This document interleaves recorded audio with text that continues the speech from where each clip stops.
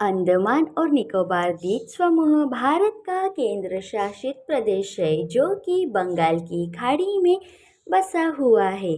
अंडमान निकोबार का इतिहास रामायण काल से जुड़ा हुआ है।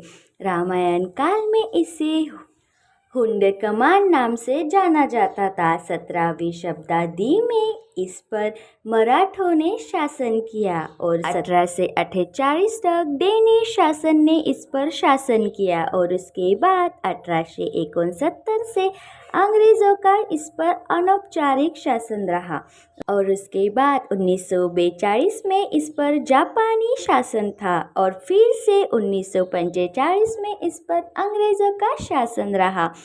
पर भारत की स्वतंत्रता के बाद 1947 में यह भारत का हिस्सा बन गया। यह भारत का हिस्सा बना और एक केंद्र शासित प्रदेश बन गया।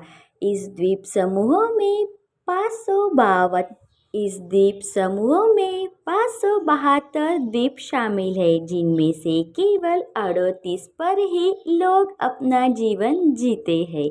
अंडमान और निकोबार को 2 द्वीप समूह में बांटा गया है, जिसमें से एक है उत्तर में अंडमान द्वीप समूह और दक्षिण में है निकोबार द्वीप समूह। इस केंद्र शासित प्रदेश की राजधानी है यहाँ का सबसे बड़ा शहर पोर्ट ब्लेयर। 2011 की जनगणना के अनुसार इन द्वीपों का कुल क्षेत्रफल लगभग 8,249 किमी है, यानी कि 3,185 वर्ग मील इतना।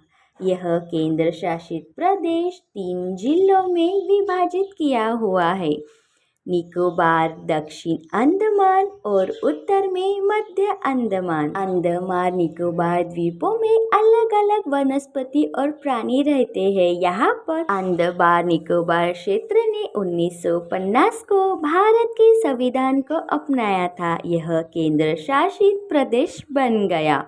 निकोबार द्वीप समूह भारत को दक्षिण पूर्व एशियाई से जोड़ने वाला एक प्रमुख व्यापार मार्ग भी है। अंडमान निकोबार द्वीपों में अलग अलग वनस्पति और प्राणी रहते हैं।